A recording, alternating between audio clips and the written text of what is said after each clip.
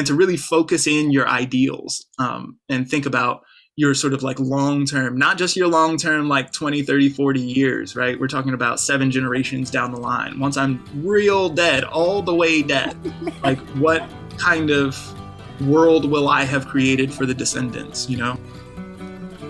Welcome to the Plant Cunning Podcast, where we explore a relationship to plants, other people, and the mysteries of nature.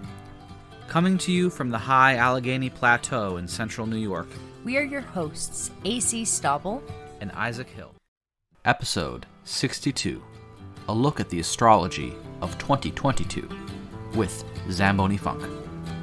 Zamboni is an astrologer and herbalist, and we interviewed him on episode 12, so you can look at that if you want to hear his story. In this episode, we talk about the year ahead. We look at the context, the 200 years of Saturn, Jupiter conjunctions in air signs, so that's like a 200-year cycle. The Uranus cycle, which is an 84-year cycle, and that's going to hit in 2025, and that comes at very critical moments in the U.S. history. And then also the U.S.'s Pluto return, and this Uranus and Saturn square that's been hitting us all of 2021 and is going to continue through 2022. It won't be exact, but it will be, an orb, and it will be conditioning a lot of 2022. And we take a look at what Venus is doing, what Mercury is doing, what Mars is doing, Jupiter, everyone's doing in 2022. But there are some good moments for gardening, like May. May is going to be a great time to get stuff done, projects done. You have energy for that with the Jupiter in Aries. We've got some lovely times for parties and getting together in early April. And also April 8th, we have a Jupiter and Neptune conjunction in Pisces, which is really interesting. And that might be a good time to scry or dream big. So we're going to get into the episode now. And as usual, if you want to support the podcast, you can do so at patreon.com/plantcunning. You can find Zamboni on Instagram and on Patreon and at his website, zambonifunk.com. And I hope you enjoy the episode. And I hope you enjoy 2022 too. Happy New Year. Okay, today we're super excited to welcome Zamboni Funk back to the Plant Cunning Podcast. How are you doing, Zamboni? I'm doing well. Thank you so much for having me back. Absolutely. So if folks want to listen to the last episode we had with Zamboni, it's episode 12, Zamboni on Star Logic. So definitely check that out. And Zamboni, you're an herbalist, an astrologer. You do natal charts and consultations, electional astrology, and weekly and even like daily forecasts on Instagram, right? Mm-hmm. Yes, I do. I do dailies on Instagram. So I do reels. So they're 1 minute long where I just talk about whatever's going on today. It's just a quick snapshot of things. And then on Sundays, I do a 10 to 15 minute weekly forecast talking about sort of the more important or kind of the more major transits that are going to be happening throughout the week. I also do a monthly forecast. Those aren't video. I write those. Those are for my homie at Bread and Butter. So that's Bread X Butta, Bread X Butter. And so you can find that at breadandbutter.com, where I do a monthly forecast there, which is written. So I do a lot of these forecasts. And then in my own work, my primary thing is electional. And so that's actually how I treat the forecast as well, is electional astrology. So electional astrology, quickly, elections are just like choices, so you make a choice is to make an election or a selection. And so electional astrology is making a choice to start something at a particular time because the stars are good for it or whatever, right? Mm-hmm. And so whenever I'm doing my forecasts then I'll look to see what is this sky good for.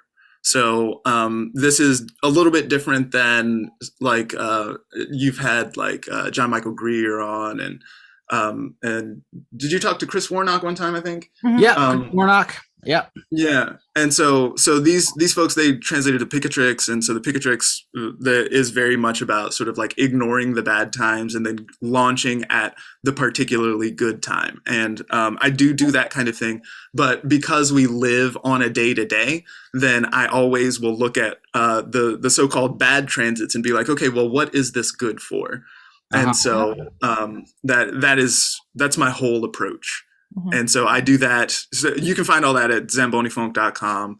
You can find me patreon.com/ZamboniFunk as well, where I do that. I do an electional report there. I have a lot of this sort of like upcoming, here are the good times and here are some bad times. Maybe here are some bad times where you maybe need to wait because the moon looks super crazy. Like I'm also a musician. Mhm. That's the funk part of the Zamboni Funk. Mhm. And one of the things that I have always found to be true about music is that the rests are as important as the notes. Oh yeah. And so I take this to be true in the way that I approach time generally, that there are good times to maybe not try to make aggressive moves on things so that you can maximize your performance. And so that's the way that I sort of operate. That's the work that I do. I love it. And I love your style of teaching and sharing, and you just make things super accessible with examples and super fun. So I definitely recommend that folks check you out on Patreon and your website and Instagram. Like, Cool. Thank you. yeah, totally. And I love like whenever we interview astrologers, speaking of the electional thing, we're always like, why don't you pick the time Yeah. for the interview? We're interviewing Judith Hill later in the month, and she was like, we're just do it this time. We're like, sure. Yeah, okay. Right. Yeah. Judith Hill is not playing around. That lady No. is so serious. That's going to be fun though. Yeah. So, how was your 2021? How was your last year? Was there anything that stood out in the astro weather that surprised you or that was right on? Ooh, yeah, okay. Good question. So 2021. Well, in 2021 we had some pretty major stuff taking place. So it sort of began with at the end of 2020, really in December of 2020, Saturn and Jupiter conjoined in at the very first degree of Aquarius. So at 0 degrees of Aquarius, Saturn and Jupiter conjoined. And this is a big deal because this sets off a 200-year cycle wherein every 20 years Saturn and Jupiter are going to conjoin, and they're going to conjoin in signs of air triplicity, or in air element. So Aquarius is an air sign, and then they'll make conjunctions for the next 200 years, every 20 years, in either Aquarius, Gemini, or Libra. And so this happens for a period of 200 years. Prior to this, then we had been having Saturn-Jupiter conjunctions in Earth signs. And so when we think about Saturn and Jupiter then and their conjunctions, then they sort of speak to, so Saturn is boundaries or limitations, obstacles, challenges, things of this nature. We can think about sort of like the oneness of all of the whole universe is all the one thing, right? It's all the one soup of stuff. But then we sort of perceive of boundaries between ourselves and whatever else is out there. There's a difference between me and you, right? There's space between us and that sort of stuff. We can think about Saturn as delineating those boundaries and giving rise to individuality by way of that. Jupiter, on the other hand, is more sort of like spiritual or wisdom or gnosis, these kinds of things. There's a joy and a positivity and a meaning to the way that Jupiter likes to operate. And so I like to think about this as like Saturn as being the kind of structural capacity, and Jupiter as being the sort of spirit or the thing inside it that sort of makes it meaningful or possible, this kind of thing, right? So when we're talking about Jupiter-Saturn conjunctions happening in a particular element, then we're looking at the basic structure of reality and how the basic structure of reality is sort of constituted and the way that we can go about thinking about things or existing in the world. So for the last 200 years, we've been in Earth signs. So we can think about the basic structure of reality being very kind of materialist, having to do with the actual structure of things, the material component of things. We can see a lot of kind of like land grabbing going on. We can see a lot of kind of, you know, the money matters a lot here, and money Material is made reductionism. on. Say again. Material reductionism too. You know.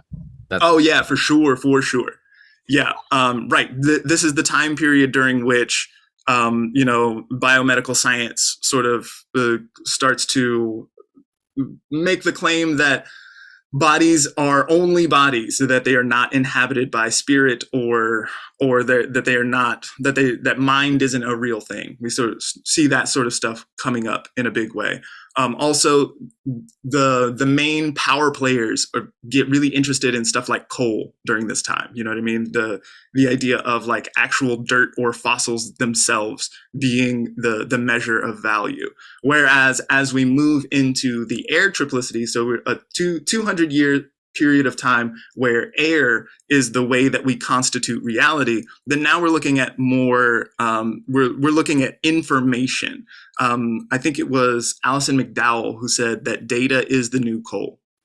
And so this idea of, and we can see this happening with like social media and big data and this sort of stuff, right? There's a lot of data harvesting going on, and this is the measure of power, and this is the measure of how people get their money now, especially big money. That the information is the way that is transmitted. So that's a long way of saying that is how 2021 began, and that is so. To answer your question about like what kind of things I went through or sort of like enjoyed or got into this year, I really spent a lot of time with information and story and narrative as a way of existing in the world and a way of sort of like being in place, you know, because like even though we're no longer in the Earth triplicity, that doesn't mean that the Earth doesn't matter anymore, that land isn't a thing anymore, right? Right. It means instead that there's a different new way to approach that, you know? And so I spent a lot of time on land, on country. I went to Costa Rica for a little while. That was fun. I was actually in a 9th house year. So if you use the technique called annual perfections, then you start in your first year of life with the first house, and first house concerns are the things that matter most to you. And then in the second year of your life, you move to the second house, et cetera, on around the zodiac, and it just repeats. And so last year I was in a 9th house year.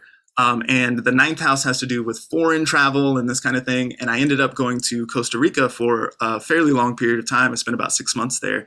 And while I was in Costa Rica, I was really engaging with mind and story and some of this more kind of nebulous back and forth, volatile, changeable stuff rather than kind of being rooted in place. And so I thought that was really interesting. That's also, you know, time while I spent a bunch of that time while Jupiter was in Pisces as well. And so Jupiter in Pisces there with Neptune as well. That's going to be super dreamy and, you know, having some, you know, otherworldly ways of associating with things. While I was there, I was deep into psychedelic medicine and all this sort of stuff, and getting into the kind of like deep nuances of all that. And so it all, and really engaging with wisdom and meaning and that sort of stuff at that time. And so that was really interesting for me, I think. Yeah. Cool. Yeah. That sounds like a good time to do that kind of stuff. 9th year perfection and everything. Yeah. Mm-hmm. So the air triplicity age is really interesting to me. It seems like we're, you know, it's defining the next 200 years, right? But I can see like old systems failing, and like it feels to me like we're at the end of the age or at a beginning of an age. But I also feel like we're in limbo, especially in the US. And listening to Rune Soup Year Ahead podcast episode with Austin and Gordon, some things kind of clicked in regards to the Uranus cycle. and how in the US we're going to be coming to another end of the Uranus cycle, which started with, like, I guess, when the US was started, in the Revolutionary War, and then the Civil War, and then the US's entrance into World War II. And then we're having we're right on schedule for another epoch changing moment for the US. And I kind of feel like we're straddled in between these two worlds. It's like you can kind of plan stuff, but we're going to be living in a different world in 5 to 10 years. It's kind of hard to do that. So do you think you could give our listeners a little bit of a big picture as to, we have the air triplicity going on, which is the 200-year cycle. We have the Uranus cycle. We also have the Pluto return of the US. So for us, especially our US listeners, I know that, we don't have just US listeners, but probably most of you are here. So maybe starting with the Uranus cycle, like what does that mean for us? Yeah. Could you situate us in time? Yeah, sure. So Uranus is one of the slower moving planets. It takes about 84 years to move around the zodiac. And so we're already, when we're looking at that, we're looking at long swaths of history, right? We're looking at a whole human life perhaps. And so when the United States began, a lot of folks use the Sibley chart for that. So that's July 4th, 1776. It's got Sagittarius rising. And in that chart, then Uranus was in Gemini. And so when Uranus comes around back to Gemini, then that is called a Uranus return. And so it's the same thing as like a Saturn return, for example. When you turn 27 or 30 or whatever, then Saturn moves back to the same sign that it was in at the time of your birth. And you go through some Saturn stuff at that time. And the Uranus return is sort of the same deal. So every 84 years or so, then Uranus comes back to the same place that it was in the zodiac, and Uranus things happen in that moment. So in the United States chart, that's in the chart, or in the area of the chart which is associated with other people, with the other party, and with Uranus, then we see sudden or unexpected things that want to show up. There's a lot of times when we deal with Uranus, then there's something about, genuine authenticity or being true to oneself in some kind of way. And Uranus cares so very deeply about liberation, much more than it cares about security or safety. Uranus wants to be free. Uranus wants to move around freely and sort of exercise its own ideas about what's going on in the world or how to live itself, right? Uranus marches to the beat of its own drum.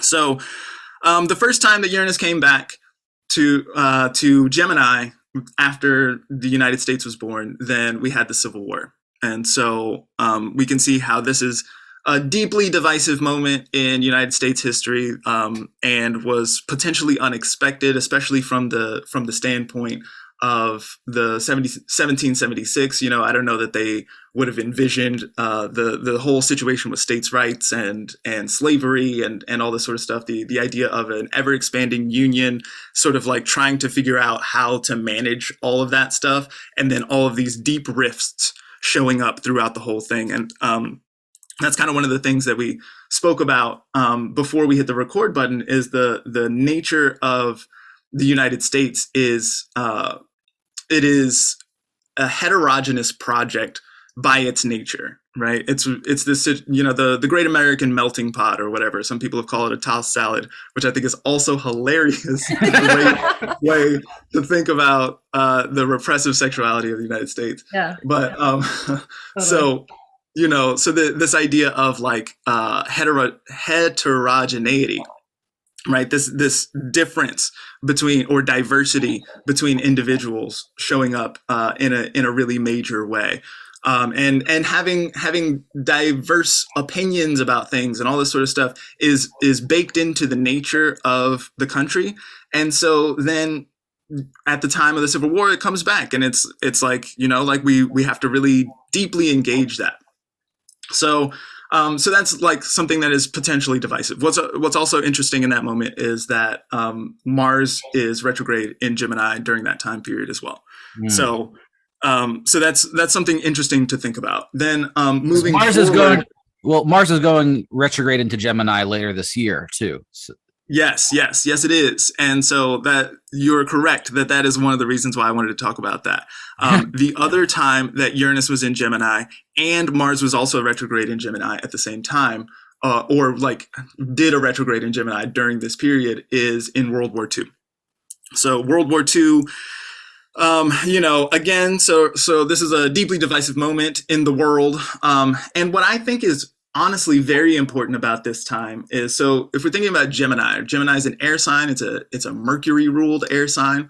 And so this is a time, World War II is a time when major propaganda campaigns start really hitting the masses during this time. This is when we get Rosie the Riveter, and we get major campaigns around like eating liver and things like that, like because there are shortages going on, and the idea is to get everybody on board with the war. This is when Uncle Sam wants you, and all that kind of stuff. We get a lot of these major propaganda campaigns throughout here as well.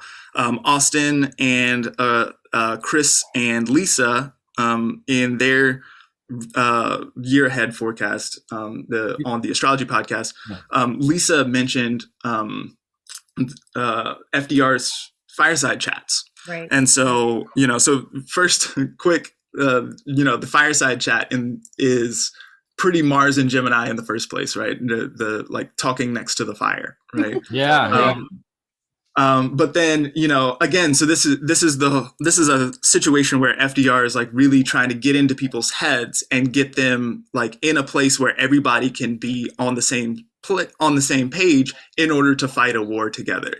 So I think that there's something really interesting about that situation. And so that's Uranus and Gemini, the second Uranus return of the United States. And now we are coming up. So currently we have Uranus in Taurus. Taurus is the sign that comes before Gemini. And so, Uranus will be firmly in Gemini by 2025. And so we are now looking at anticipating this third Uranus return of the United States. Gordon White, who you mentioned before, has called this the Great American Divorce a couple of times. Mm-hmm. It remains to be seen what kind of things will show up. But my personal guess is that this issue of states' rights is going to show up in a very major way, and we're going to have to engage that in some kind of way that's really important.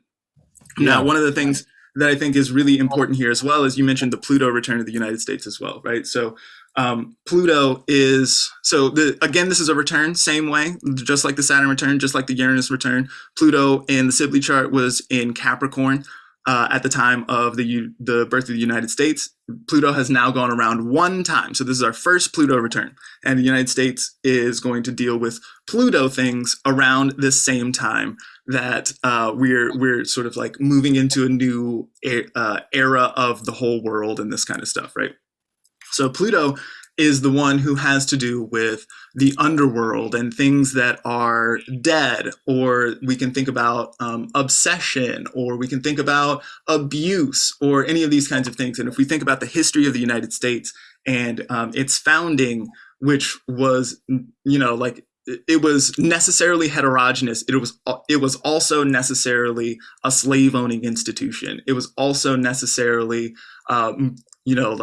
genocide of the indigenous people, and not just the indigenous people who walk on two legs, but all of the peoples who lived in this space beforehand. We can think about the buffalo and the salmon and all these kinds of things, right?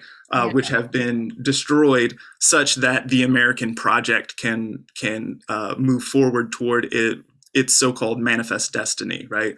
And so there's the United States has a huge body count. And we're at a moment where Pluto returns, right? Pluto is the name of both the deity who rules over and the space of the underworld. Sometimes this is called Hades as well. That's the Greek term. Pluto is the Roman. So if we think about this idea of the return of the dead, or the return of the underworld themes here, then it looks like there has been a large cost of generating the country that we now live in. And so it's going to be time to pay that cost, it looks like. And so it looks like a really sort of like tumultuous and also interesting and exciting moment in the history of the United States / world. Yeah. Yeah. I So mean, I only quickly, I just want to say that like I only say / world there because the United States is clearly a major player in global affairs. yeah. And so no matter what happens, you know, Gordon always talks about the Great American Divorce and the fall of the Western Empire and things of this nature. So perhaps this isn't going to be an always kind of situation, but as it stands right now, when major things happen in the United States, then the world feels the ripples. Yeah. And for me, like looking at that 84-year cycle, I mean, those are times when the US's nature has been changed drastically. And the last one, entrance into World War II, I mean, that was when the US went from like a regional empire into the half of the world empire. Like, so I kind of feel like that's what we're already, it's like we already aren't the imperial superpower that we like to think we are. And I say we, but you know, the America, whatever that is. But I feel like this 84-year cycle with Uranus is like, and we're not going to be that anymore. You know, I think that to me, that seems pretty clear. Like we already aren't, but and Gordon talks about like a multipolar world, and that makes a lot of sense too, coming into the future. But I don't see the US being the dominant superpower that it is considered right now, you know, but we'll see what happens. It's not going to be very long. Yeah. Gordon quotes Martin Armstrong as saying that Beijing is the financial capital of the world by 2032. Yeah. So when you say not very long, we're talking about 10 years. Yeah, but I mean, even in between now and then, there, you know, we could see some drastic change ups. I mean, like, you know, by then, you know, the dollar might not be in existence, but we don't really know. But it is really interesting that all these things are lining up right in the early to mid 2020s. And Uranus is in Gemini until the early 30s, right? 25 to 32. 25. So Uranus spends about 7 years in any sign. I guess that's so late. But looking at Uranus and looking at Saturn, though, that also kind of defines last year and this year coming up. Like, and that's kind of why, like Austin was saying, 2022 is kind of like the second half of 2021, but like the highs are higher, the lows are lower. And is that mostly because of this Uranus Saturn square dance happening? Well, yeah. So the Saturn Uranus is definitely a major thing that we need to take into account. This is another one of these things that like has been going on throughout 2021, and so I don't expect surprises. That's not true. It's Uranus, so we always expect surprises with Uranus, right? Yeah. But I expect that the themes that we have to engage throughout 2022 are themes that we will be familiar with because we've been seeing the Saturn-Uranus square throughout 2021. So quickly, let's just talk about what that is. So I mentioned already that Saturn is the planet of boundaries, limitations, challenges, obstacles, discipline, hard work. Saturn likes to make order out of the world. Saturn likes for things to make sense and to sort of be discrete. By discrete I mean like ETE on that one. So like each one is its own individual unit. You know, it's orderly the way that Saturn likes to do it. Saturn likes things to be predictable and safe whenever possible. One of my favorite Saturn words is system, right? And so that can be from all the way from like the system, right? Or we can talk about systemic racism or something like this, right? Or it can be all the way down to like when I'm folding my laundry, I have a system, right? So there's this sense of like doing it in a particular way because it's efficient or something like this, the management of the thing. That's what Saturn wants to do. And so Saturn is in Aquarius, is at home in Aquarius in a sign that is ruled by Saturn. So Saturn is very strong in this position, able to do the Saturn things Saturnly. And so that's kind of like what's going on with Saturn. Then Uranus is in Taurus, making a square aspect to that Saturn. A square aspect is one of our difficult and conflicting aspects. It's one of the ones that shows tension, conflict. It shows that Uranus in Taurus, which prefers liberation, which prefers volatility, which prefers freedom, that Uranus is going to have conflict. It's going to see with that Saturn. It's going to see the things that Saturn is doing and be like, I hate that. I'm not going to follow those rules. I refuse to do that. And so there's going to be this sort of like tension between the ordering principle and the liberation principle. And so we've seen that a lot throughout 2021. Yeah. Especially as we have, and this is all coming on the heels as well of the Saturn-Pluto conjunction, which also happened in 2020, right? So Saturn-Pluto conjunction happened at the end of Capricorn, toward the beginning of 2020. And that sort of like, that initiated the sort of corruption of the empire that existed already, right? So there was stuff that was already sort of like falling apart or whatever, and then 2020 made it clear that shit was not going to work anymore. And so and that things started to fall apart throughout that time period, and that things really needed readjusting. And so with Saturn Pluto, so I spoke a little bit before about Pluto being sort of obsessive or something like this. Pluto can also be thought of as a huge magnifier. We can think about how telescopes or microscopes are associated with Pluto, this kind of thing, taking something that's very small and making it very large. So like Saturn with Pluto is like super Saturn, right? It magnifies that Saturn really big. So when we think about Saturn as like preferring safety, for example, or preferring isolation or these kinds of things, those things became major themes in 2020. And sort of like organizing and managing the whole world, the way that we do our worlding is sort of takes as a foundational principle this idea of management and isolation, right? So we saw that happen.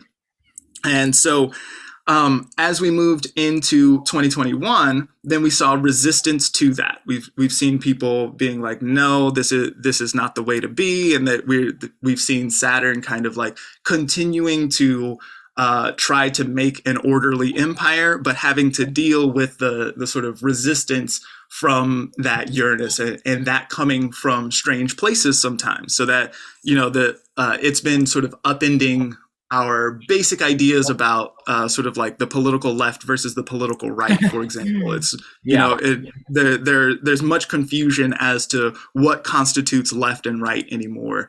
And these kind of, basic things that we sort of took for granted, those kinds of things are kind of like flipping out on us now. We can also say things like fluctuations in the price.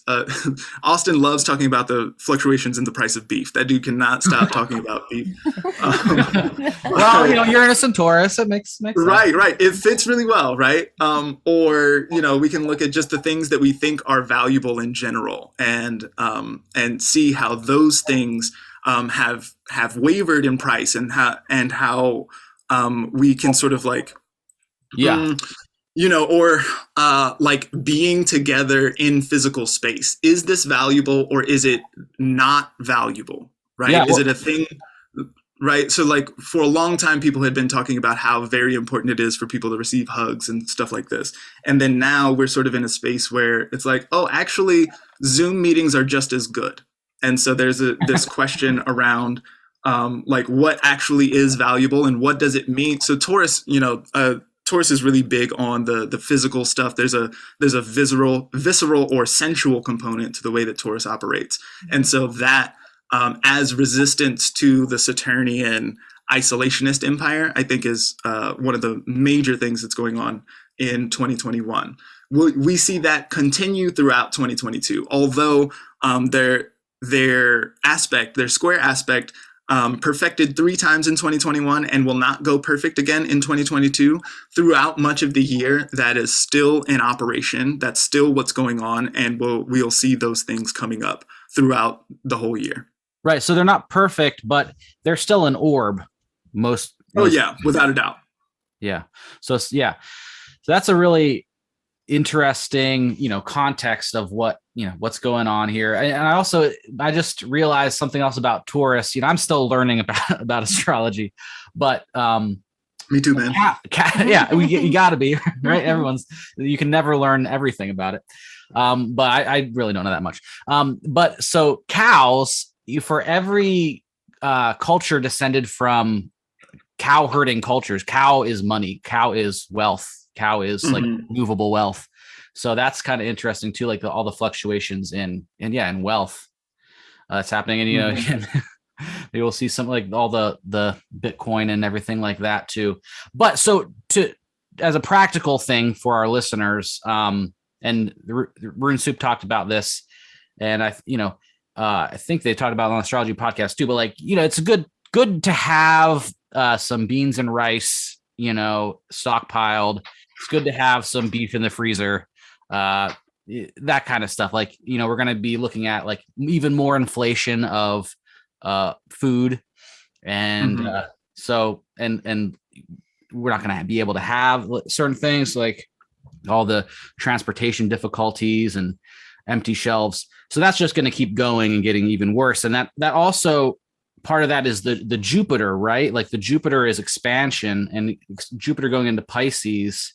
They talked about this a little on the Astrology podcast, is this could also add to the inflation.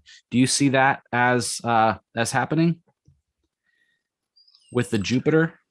Sure. Yeah. Well, the astrology aside, I don't really feel like inflation is gonna turn around. You know what I mean? I don't think we're going to a place where we're where there are going to be fewer dollars on the market or something like this. You know what I mean? With the way that they're printing dollars and these kinds of things, paper money, that sort of stuff just seems like it's happening already, right? I don't know that it's necessarily like we're going to see huge inflation with Jupiter and Pisces, and then when Jupiter moves into Aries, it's going to the inflation is going to cool off or something like that. Right. I don't necessarily think that we can time it to Jupiter and Pisces. Okay. I think that Jupiter and Pisces, it looks like it wants to be a time where things get really imaginative. Right. And so Chris Brennan's favorite example is Bitcoin. Right. So this idea that and Chris Brennan likes talking about Bitcoin, especially in relationship to Uranus and Taurus. We've got Uranus and Taurus dealing with value systems, things that we think are valuable, and Uranus being like, oh, well, what about things that you hadn't thought about before? Like, what if we turn some ones and zeros into actual value? Right. Which is kind of the same principle of being like, oh, what if we turned this paper into value? Right. It's kind of like, it doesn't necessarily inherently have value, but because you say it does, it does. Mm-hmm. And so it's a similar principle there. And so Jupiter in Pisces is going to make a sextile aspect to Uranus and Taurus. And actually, from an electional perspective, which is how I'm always operating, right? This really looks great to me. It looks like a really powerful opportunity to bring one's weird dreams into fruition. When does that go down? The exact sextile? Ooh, I don't know. It's like early in the year. It's probably like March or something like this. Yeah. So Jupiter gets into Pisces, and then the whole time that Jupiter is in Pisces, from the December 29th, I think tomorrow, Jupiter is going to go into Pisces, and then we'll be there until May 15th, 13th, something like this. Then throughout that whole time, Jupiter is going to be making a whole sign sextile aspect to Uranus and Taurus. And then at that same time, then Venus and Mars are going to be in Capricorn together, and they're going to be making this sextile, or they're going to be making, a sextile to Jupiter and a trine to Uranus. And so that looks like a time period where there's a lot of passion here. There's a lot of excitement for whatever the Jupiter and Pisces dreaminess is, and maybe an ability or a desire to spit into the wind for a minute, like try something different. Like what maybe it won't work, but like this looks like a time period where things are really hopeful. Like, I'm gonna fuck around and find out. Yeah. Mm-hmm. Okay. I'm sorry, am I allowed to say fuck on your show? Yeah. Yeah. Okay, Well, cool. all I have to do is label it as explicit, and it's fine. No one cares. So Jupiter is going into Pisces right now. So another thing that's happening right now is Venus, right? So Venus is retrograde, and that's kind of like a big story for the first quarter to half of the year, is like Venus going retrograde, and then like going in conjunct with Mars, and then in March she's besieged by Mars and Saturn. That doesn't sound fun. Yeah. Right. Yeah, it's not fun on the Venus stuff, right? So let's rewind here for a little bit. Okay. So let's go back to I think it was December 19th, 2021. Venus stationed retrograde at 28 degrees of Capricorn. And so that is closely conjunct Pluto at 26 degrees of Capricorn. So we've got Venus and Pluto closely conjunct for a long period of time. For weeks prior to that station, we've had Venus in Capricorn, slowing down, hanging out with that Pluto for a long time. Venus is going to go backward for a little while, is going to ultimately station direct on, I should know this. What is it, like the 26th of January? And so throughout that time, so Venus retrograde, Venus is moving backwards in zodiacal order, right? So this is Venus sort of like looking into review or something like that of Venus things. Venus likes to talk about harmony or desire, or the things that you like, the things that you want, the things that we can think about like heart matters, right? Where your heart is involved in some kind of way. Interestingly, there's a close correlation between Venus and desire and Pluto and obsession, right?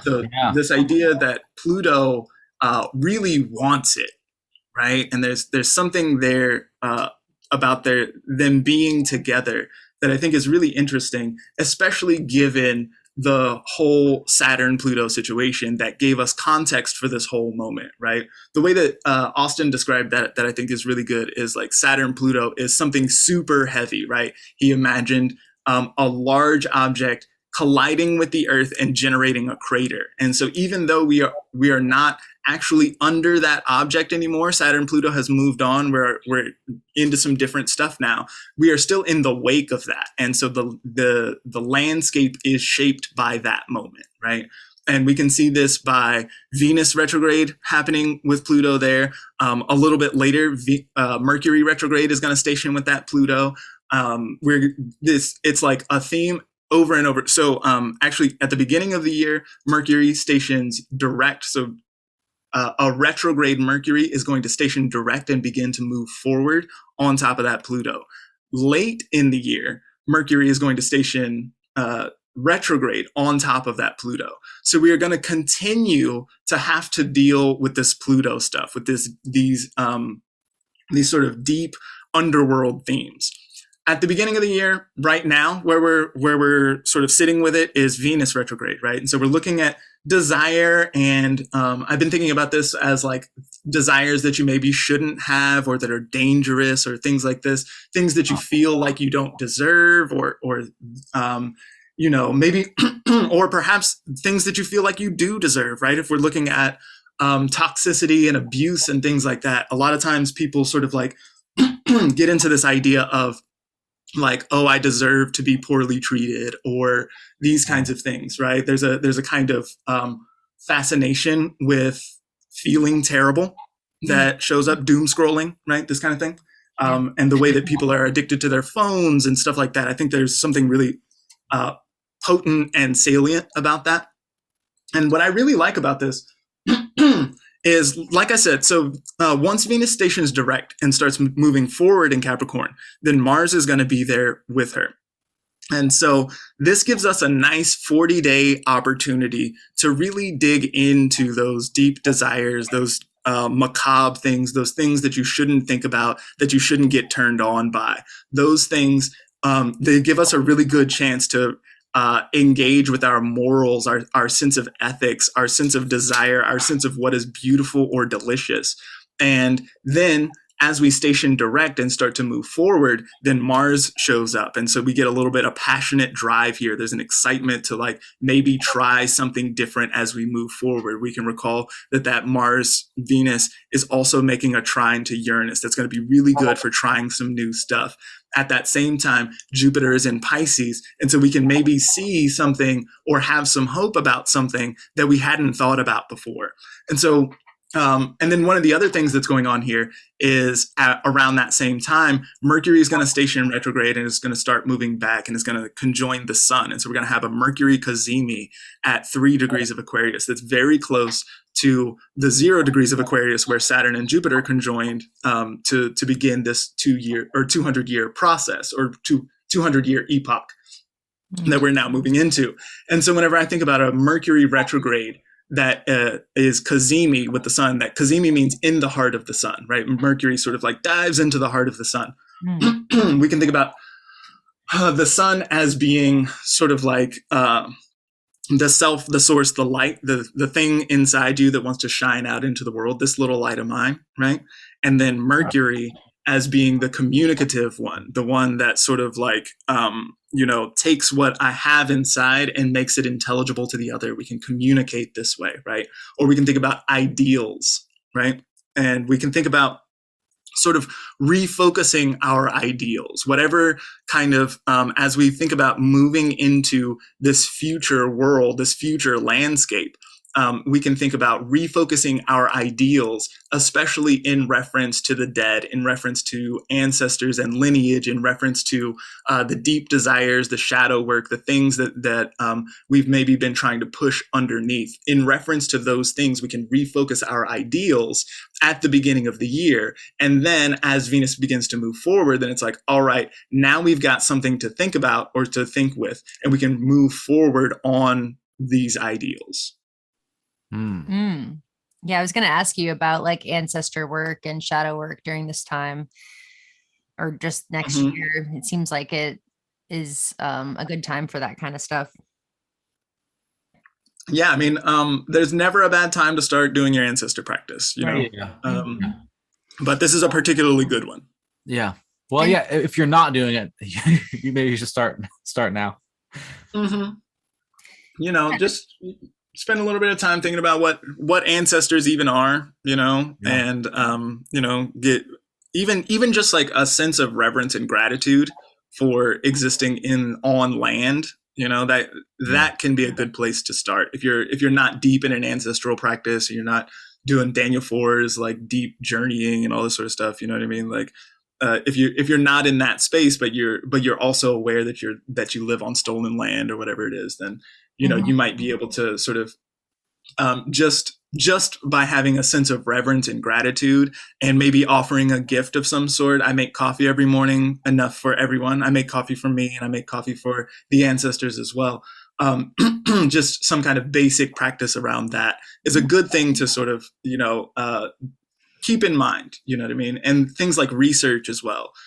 Like whose land was stolen, that you're now on, and these kinds of things. What is your connection to that? And it's also important to remember that there's deep nuance in it. Like I, for example, in my lineage, on a racial tip, my mom is half white, half Native American. My dad is black, right? So that's a very complicated legacy, right? That I descend from both colonizer and the ones who were removed. I descend from people who were removed from their from their place of origin and who are now here and who have ultimately gone on to be colonizers, right? It's a very complicated legacy. And so,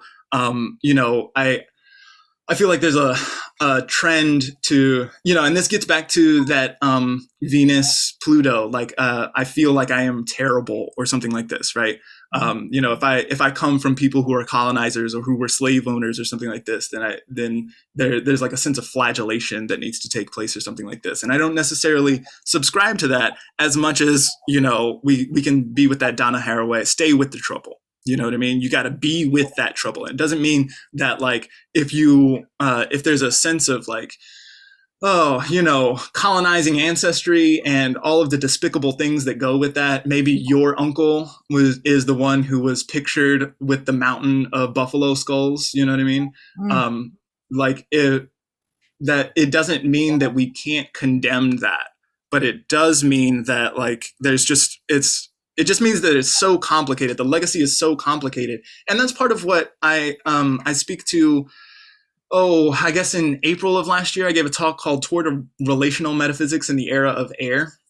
And I spoke to like the idea, the concept of being in relationship always as a way of sort of moving into and sort of just existing with all of the things that are around, all of the legacy, all of the lineage, all of the people, all of the, and including trees and folks as people as well. Like all of us are together and I'm a part of this, and sort of like, and there being conversation around that is an important thing. I think this is one of the things actually as well that we can think about with that Mercury retrograde. We've got these super important Mercury retrogrades throughout 2022.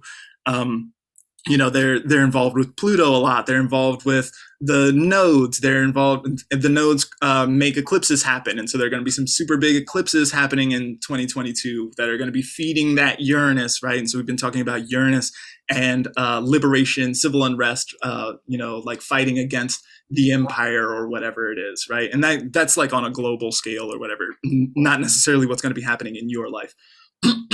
But we see that happening, and eclipses are going to be there, and so Mercury is going to be hanging out with the nodes for a little while, and then is going to be doing some stuff with Neptune and stuff like this. And so as we engage with these Mercury retrograde is a lot about miscommunication or errors or misunderstanding, right? Mm-hmm. And so a lot of people get really afraid of Mercury retrograde because it means that shit's going to go crazy, and this might be true. But one of the things that we can really remember here is that it is by committing errors that we figure out how to live in the first place. How to do a good job is necessarily after having done a bad job many times. Yeah, right. Mm-hmm. Yeah, and I think what you're saying is very important. It's like shame and blame don't really help anybody except for hucksters sometimes, but everyone has a very complicated lineage, and it doesn't just going into that like self-flagellation lets you be used more easily and doesn't actually help anything. But like really just addressing and facing your lineage, whatever that is can be very liberating, not only for you, but for everybody. And then the ancestors are not just your physical ancestors, but also your spiritual ancestors and the spirits of the land that you inhabit, the ancient trees that don't exist anymore, the animals. I mean, all of these spirits are part of your spiritual and physical ecosystem, and I think it's very important just to address and treat them as people, and that's part of this animist thing that's going on, which I think it can be very important for a lot of people to find a way to understand or to enter into that kind of relationship. Mm-hmm. And I really feel like the beginning of the year with the Venus retrograde and then followed by the Mercury retrograde in January, I think that's a really good time to just engage that stuff, get an idea of what's going on.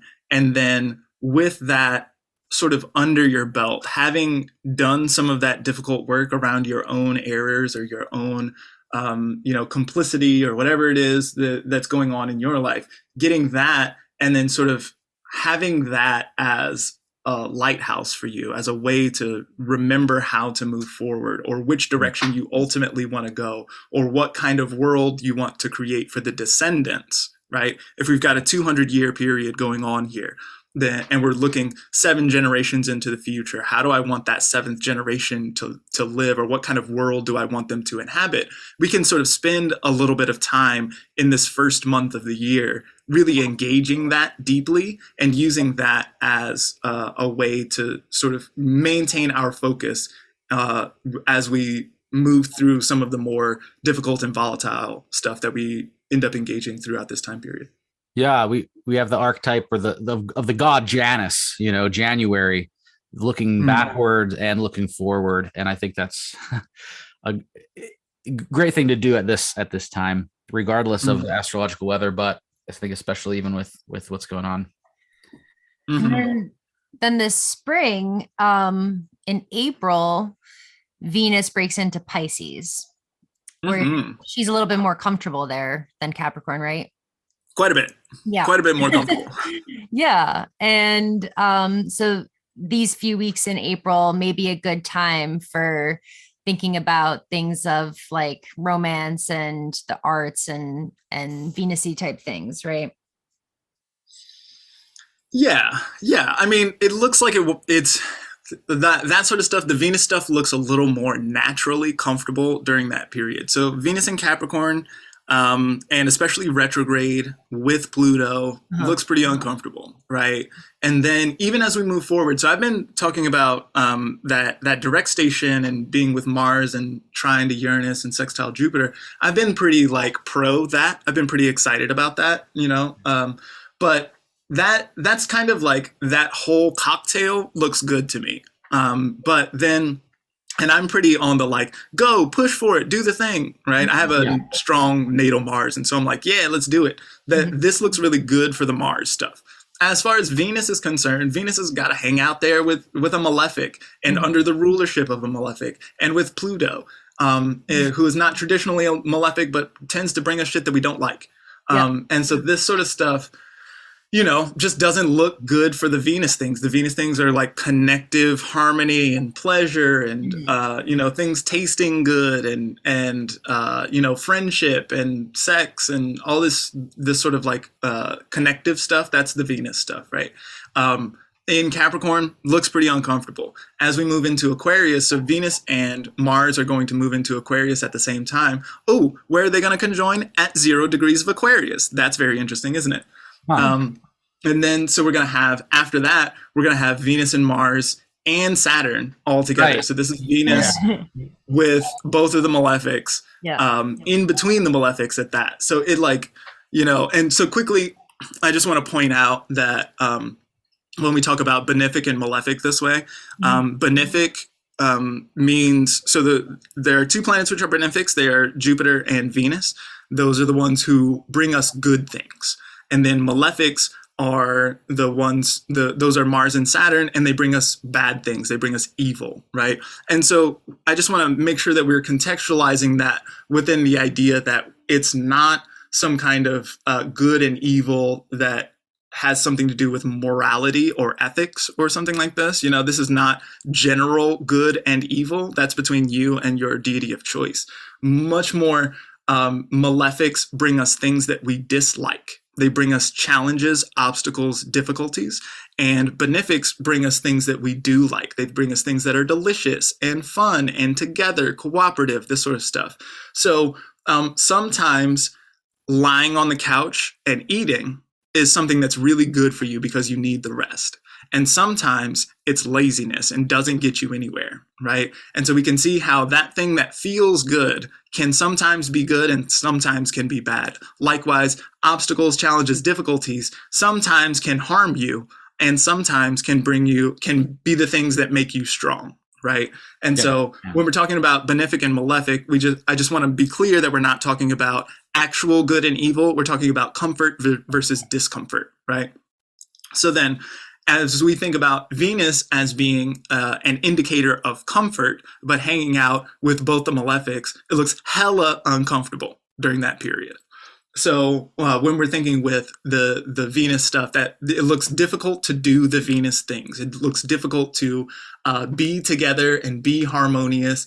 It looks like a lot of discord. It looks like a lot of disagreement. It looks like, one of the ways that I like to think about Venus is with the harmony and the fun stuff and whatever, right? But to see Venus in a rough position helps us to find the things that we like by virtue of experiencing things that we don't like. Huh. And so I feel like that is really prominent throughout that period. And then, excuse me, after that, Venus moves into Pisces, where Venus is now exalted, right? So this is not only Venus moving from a deeply uncomfortable position, but moving into an excellent position. So exaltation is like, we can think about putting someone up on a pedestal or something like this. We can think about, so if what Venus wants to do is Venus things, then in a position where she is lifted up, then she can sort of like do that with more gusto, with more reach for that kind of thing, right? And so to see Venus in that position kind of ever looks like a good look. But then with the ruler of Pisces there in Pisces as well, Jupiter and Venus get along very well, and they both like being in Pisces. So to see both of them in that place looks really good for the comfort, for the, the Venus and the Jupiter things. If we're looking for, things that taste good or things that sound good or that are comforting or potentially meaningful, then this looks like a really good time period for that. It's a short time period. That's but, a couple weeks, like the last 2 weeks of April, basically, right? Mm-hmm. Okay. Yeah, it goes in a little bit earlier than that. I think that it's like April 6th or something like this. Oh, okay. The 5th. Yeah, I think it's the 5th. So yeah, April might be a good time for like planning an event, perhaps like a concert or something, or a wedding, out of the whole year. Would you say that would be a window for like the creative coming together? Coming together. Mm-hmm. Coming together. Yeah. A concert. That's a really good idea. And that's one of these things that like is Austin really hit that on the head a couple of months ago. He was talking about the Astro World tragedy. And so there was a concert under a Mars square Saturn. So it was Mars in Scorpio, square Saturn in Aquarius. And there was a big concert, and it turned into a terrible event where there was like a bunch of people died. There was a stampede, and it was like, it was all really terrible, right? Yeah. Under that same configuration, under a Mars Saturn square, then there was a really great UFC fight, right? And so what we saw at that time was that the sky was really good for fighting. The sky was not really good for coming together, being happy, enjoying music, right? Yeah. And so so as we're planning things, right? If you want to have a concert and you want to get together, hang out, enjoy some music, eat some delicious food, then maybe don't do that while Venus is under siege from Mars and Saturn. Do it instead while Venus is in beautiful condition. So no March, yes, April. But right at the beginning of April, though, isn't there a conjunction between Mars and Saturn? And you wouldn't want to do it then either. Right. Yeah. So this is part of the like complicated nuance of the whole thing. And this is part of why you would want to like one of the more complicated things about electional astrology is putting stuff on your angles and keeping. So like if you use a Pisces rising chart, for example, then and you've got Venus and Jupiter in Pisces on the rising. So that puts them on the eastern horizon there in the sort of like most prominent area of sky. Then that also puts Aquarius, which is where Mars and Saturn will be, into the 12th house. So that puts them into a place where the ascendant can't see them. They're kind of out of the way in that moment, right? Wow. But if you were to do that same thing, but you were to do it with Aquarius rising, then that would put Mars and Saturn, right? So we're talking about the differences in hour, right? And so you could put Mars and Saturn on the rising and really fuck some shit up that way, if that was what your goal was. Okay. So yeah, that's part of the thing is just like move. But in general, it would probably be better to wait until after the conjunction. Yeah, Just a well, couple days. yeah, for sure, for sure. For the specific time. But that's another example of like the that Austin was talking about, of like the low lows and the high highs. Like just at a couple days after each other, you have like a really tough time and then a really great time in early April.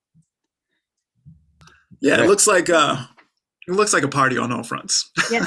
Yeah. And then in May, Venus goes into Aries, and we have a few other Jupiter's there too. Jupiter's in there too. So May, it's a lot more like fiery energy, right? Like of getting shit done. Great time to like get your garden in. Yeah.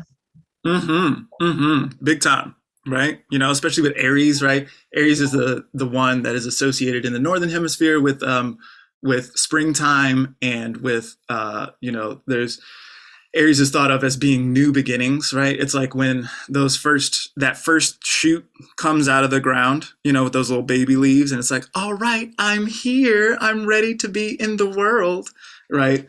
That sort of stuff is what we think about with Aries, and to see both the benefics there, really kind of supercharging that looks pretty good for planting and things like that. Definitely. Yeah. And I see Aries as more like short bursts of speed and power, right?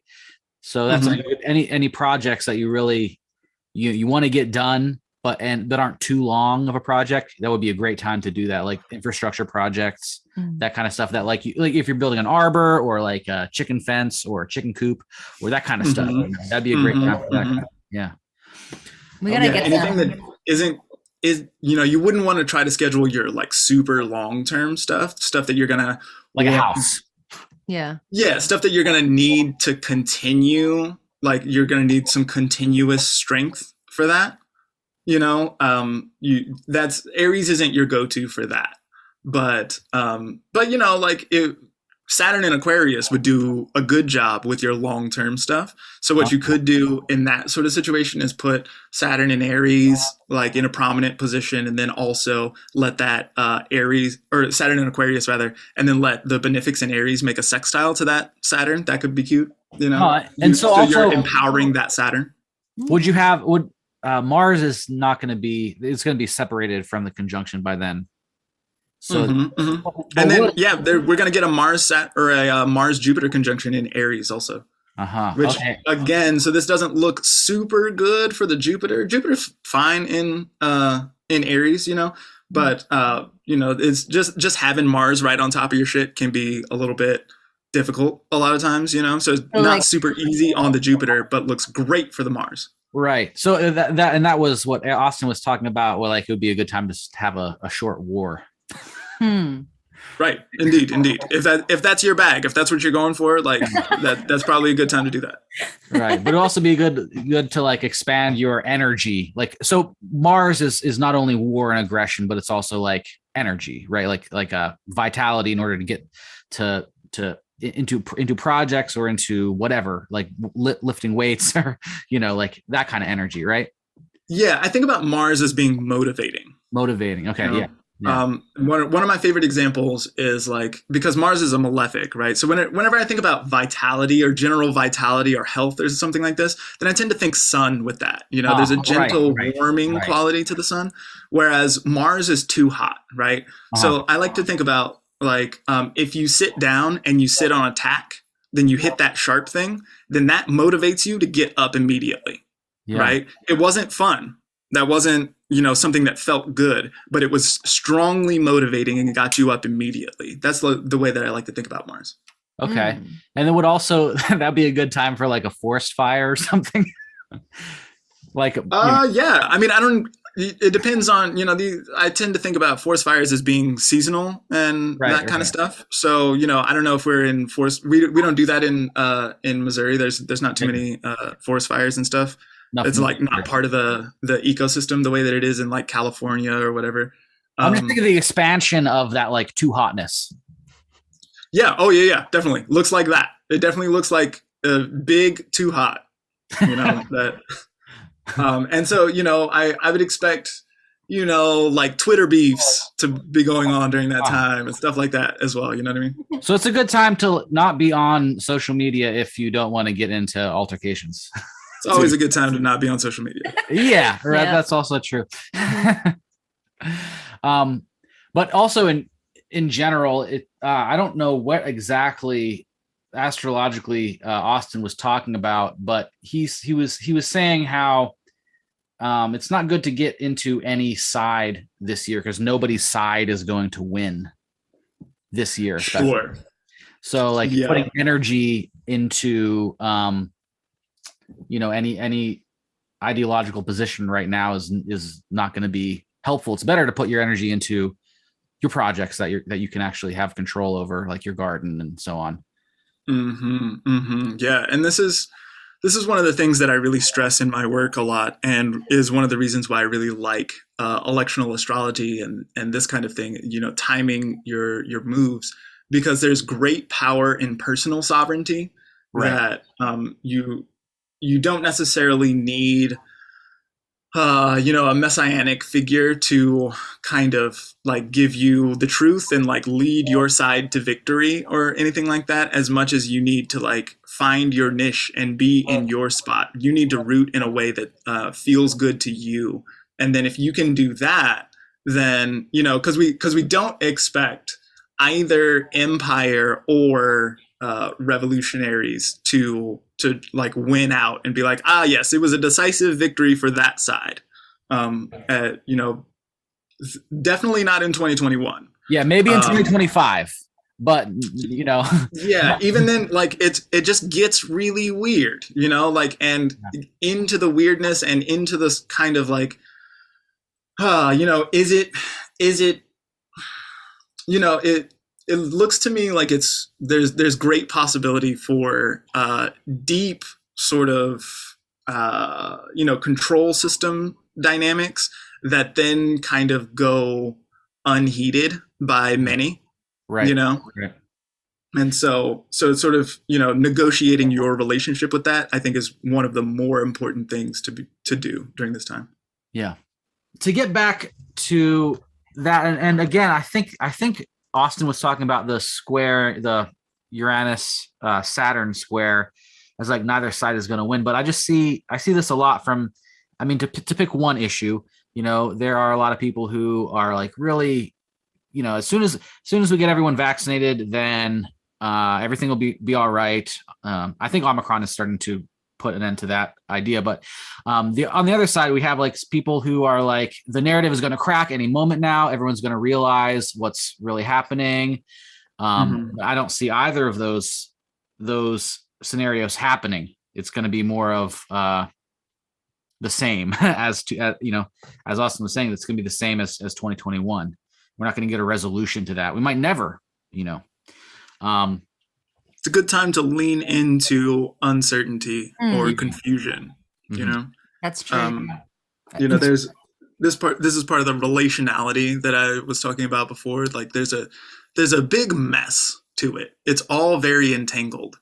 And there, to my mind, there's not much hope of disentangling. And so instead, the move is to move into entanglement, get into the mess of it. All right, I guess it's messy in here. Yeah. And so speaking of the uncertainty and messiness, we have an interesting conjunction in April again with Neptune and Jupiter, and they're both in Pisces, and they both rule Pisces to a certain degree. Like in the modern way of looking at astrology, Neptune rules Pisces, but traditionally in ancient astrology, Jupiter rules Pisces. So this is kind of an interesting conjunction. Is this a good time to start a cult? Yeah, man, if you want to do that, like that's a real good time to do that. Or like schedule your like enlightenment, like spiritual vision experience, right? Yeah, it's a good time for transcendent experiences, certainly. For things that sort of push the boundaries of the real, for getting into imaginative experiences, it would be a really good time to, if you're into, psychonaut journeying sort of stuff, or if you're into creative writing, or like if you want to do a Tolkien style, like develop a whole other world that exists, this could be really good for that as well. It's very imaginative, with Jupiter and Pisces. I think a lot about, if you can dream it, then it's possible, right? And then Neptune is so Jupiter is like regular sized expansion, and Neptune is ongoing forever expansion. So it can be like a little too much. It's like nebulous, it's cloudy, it's hard to understand what's even going on out here. Jupiter sort of like expands to fill the container, and Neptune's like, there is no container, And so so it looks like a deeply confusing time. But also fun. So that's April 8th, Jupiter conjunct Neptune in Pisces. Mm-hmm. Okay. Would that be do you think that'd be an interesting like talisman or no? What just Yeah. Well, depends on a lot of things in your location. So if you're doing any Jupiter and Pisces talismans this year, then you're likely to get that Neptune flavor in there. So if we're doing Picatrix magic and stuff like this, the Picatrix was written probably in like the 11th century, and so this is prior to the discovery of Neptune, and so the Picatrix doesn't treat Neptune at all in there. It's just like not a thing, right? And so so there's danger here in too much idealism, or like the ever expanding, like it's all possible, it's really all possible, there really is no spoon, and getting lost in delusion. Yeah. It can definitely be delusional, and so like I said, this could be really good for a creative arts project. I don't know that this would be the kind of talisman that you would want to wear out on the town all the time. My guess is that it will probably be kind of sleepy, honestly. Yeah. Okay. Yeah, I can see that. It's interesting. It's just interesting to to see the different combinations of planets. And to me, that is especially an interesting combination because it only happens every 13 years, right? The Jupiter and Neptune, but then also, Pisces, is ruled by both of them. But maybe it'd be a good time to like schedule a daydream or a scrying session or something like that too. Yeah, definitely. Like scheduling a scrying session or something like this, that's real good thinking there, right? Like, if Jupiter wants to offer meaning and Neptune wants to get you into the otherworldly space, then a time when they are both in strong position and in position to operate together, that's a really good time. That's a really good way to think with that kind of thing, right? And this is going to be different from like, so your chicken coop example from before, right? Like it's maybe a good time to design the chicken coop of your dreams, but it's probably not the time to try to begin building that thing. That's because no, we're still talking about Jupiter. But no, Neptune. the building part will you build. Oh yeah. Yeah. Right, exactly. Right. Yeah. So you can get all Gaudi with your designs, with your chicken coop. You know what I mean? Like let it be the weirdest chicken coop that you've ever conceived of. But maybe don't try to start construction until the Neptune conjunction has left a little bit, Okay, yeah. Okay, so that'd be a good time to plan out your garden too. Yeah, plans are, like this is really good for dream big. If we all we want to do is an anagram real quick, then like big is Jupiter and Neptune is the dream, then like dream big, or big dreams. Yeah. Yeah, that's great. Okay, so then May, is kind of the month seems like to get stuff done. And then what about June? Venus goes back into Taurus, which she's happy with, but she's squared Saturn the whole time. So that's not so happy for her, right? Yeah, Venus is not comfortable this year. This is not a year for easy Venus things. Now, of course, I didn't just say that one should not try to do Venus things this year, Okay. right? Right. Because we continue to be people who need hugs, who we're gonna continue to listen to music, we're gonna continue to eat food and want it to be delicious, and all these kinds of things, right? These things are gonna be continuously important, but as the Venus stuff goes, it's just like almost every position is like it has some kind of difficult conflict that we have to look at. You know what I mean? And so as Venus moves into Taurus, Venus rules Taurus, and so is comfortable in this position doing the Venus things, but has so much responsibility in that moment, right? There's there's the North Node there. There's the North Node with Uranus. There's a square to Saturn, and so it's going to be Venus trying to do the Venus things, but having to do it along the lines of the Saturn-Uranus square. So we've still got this old news at this point, right? Saturn-Uranus has been a thing since the beginning of 2021 or since March 2021. And, like these themes around order and management versus liberation, and volatility, there's conflict there. And when Venus moves into Taurus, Venus into Taurus, this is our classic Venus with the apple, right? Like a pretty lady who eats something sweet. That's our like Venus in Taurus image, right? But then like it's hard to chill in the garden and enjoy your apple while there's so much ruckus going on out here, right? And not only is there ruckus going on, but that Venus is also ruling that all of Taurus, so ruling the North Node and ruling Uranus. And so that those kinds of things are under Venus's responsibility. And so there's, it's just not as much chilling and enjoying art and stuff as we would like. You know what I mean? There's going to be, so we might think about that time as being like cohesive to revolutionary types or to people who are, who are bucking the system in whatever way that they might have more fun doing it at that time, right?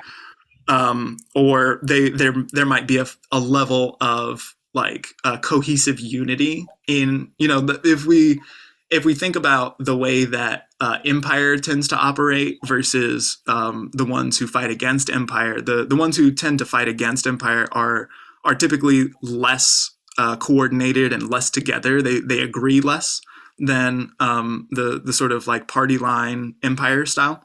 And so we might see a little more of this unity among revolutionary types during this period of time. It's a 3-week period, so it's not like it's not like this is going to turn the corner and like yes, the revolutionaries have a cohesive platform that they all agree on now or something like this. But it might be like a time when when there's a sense of togetherness there. Right. So on July 4th, Mars ingresses into Taurus. And the last time that happened was January 6th, 2021. So you spoke of like revolutionary times. So do you imagine that this period in July is going to be, a time where we see like more unrest or protests or things like that?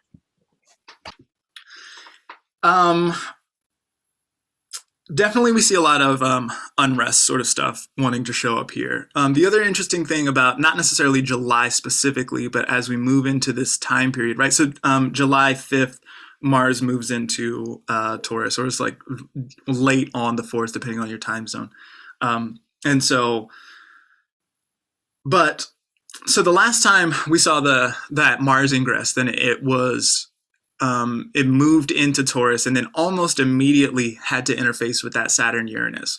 By now, Saturn and Uranus have moved, or by July 2022, Saturn and Uranus have moved a little bit later in the sign, and so we're going to sort of expect it to build up a little bit. So I don't actually necessarily expect fireworks on the 4th of July. Get it? Yeah. So I don't necessarily expect that, but then as Mars moves into Taurus a little deeper and a little further, then we also see the sun moving into Leo. And so that's going to generate a T-square dynamic, right? So Leo is square to Taurus and is opposite to Aquarius. And so we're going to see the sun, who rules Leo, who is comfortable in Leo, having then to interface with this Mars, Saturn, Uranus situation. Right. Right. And so, if we think about the sun as, again, the self, the source, the light, that sort of thing, I think a lot about like the personally sovereign when it comes to the sun in Leo. I think about there's a strong me component to the sun in Leo, and like I do what I want because I'm grown and I can do what I want kind of thing. Yeah. Or I'm in charge of me. And then so that comes into deep conflict with the ordering principle of Saturn, and so there's a growing difficulty with that, as well as Mars being there, just kind of like a thorn in everyone's side. So that looks like an extremely uncomfortable period where we really have to. Sorry, the sun also signifies the head of state. Sure. So in the executive branch, so like that could be some interesting stuff going on too, where we have like the executive branch or the head of state like in a T-square with this like establishment revolutionary square underdog dance happening, kinda. And then also Mars. I mean, like that would be yeah. That's a really interesting point. And this is, so I wrote about this a little bit in my monthly forecast for January, because in January, we're going to see the conjunction of Saturn and, Saturn and the sun in Aquarius, right? So Saturn is really in charge there. But at the same time, the sun is still the brightest object in the whole world. And so speaks to, whenever other planets, anyone else other than the sun tries to get close to the sun, then they are outshined by the brilliance of the sun. Okay. Yeah. And so I've been thinking about that as like Saturn and the sun need to come together. If we think about Saturn as manager and sun as head of state, then we can think about how there are differences between those points of view. But in January, we see a desire to come to an agreement, to come to some kind of like, okay, together we can make this work. We can agree on these terms because we have similar ideals. Whereas later in August, as we see the sun coming to oppose the sun in its own dignity, right? Rather than being in Saturn's turf and being like, okay, well, we really need to think about the Saturnian management of the things and how can we be secure and that sort of stuff. Then we start to see, as the year has gone on a little bit, then we've seen some of the things that are going on here, and we start to see some of these more sovereign figures, from the personally sovereign, me or you, up to heads of state. We start to see those folks starting to be like, you know what? I don't really think that I like what's going on here. And so we might start to see some quibbling between heads of state versus their managers at some point. And then that to me looks like a situation that Mars and Uranus and Taurus could then go on to exploit. If there's a rift in there, then Uranus and Mars are gonna find that and get in there. Okay. Interesting. So is this a good summer to be part of the revolution or not? Depends on what you're doing. You know what I mean? Like right. What even am the revolution at this point? Exactly. Yeah. Right. But each, for everyone, and I think we have a kind of a lot of different sorts of listeners. But whatever the revolution is for them. I'm always generally, I've over the years, I've come to be more, focus on my cabbage patch, but sometimes there's that desire to, where you fall into like a group mind that is really excited about stuff. And I feel like, well, we'll see how it goes. But yeah, it seems like when I think about when I think about this kind of stuff, then it's like, so with this T-square that we were talking about here, like, if you're looking for a fight, you can probably find it. Yeah. Right. And so I can remember times in my youth, especially when, I I was really dissatisfied with the way that the government was treating me and the people I knew, and the history of genocide and all this sort of stuff. And I was sort of I was disappointed that I couldn't find a good fight in that point, in that moment. You know what I mean? I wanted to go out and fight for my rights or whatever, and couldn't find a good fight. So if you're looking for a fight, then that's probably this is probably a period of time where you're going to be able to find some fights, right? Yeah. I don't necessarily know how revolutionary that ultimately is. Yeah. And how much that, and by revolutionary, I mean like operating from a different mode or bringing about a different way of doing things. I don't know that like that kind of fighting in the street or whatever, or trying to fight cops or something like that. I don't know how much that is actually going to like yield the different future that you hope for in that moment. And so, there's a lot of complicated stuff as far as that is concerned. This gets back to the whole like entanglement and nuance and this kind of thing, right?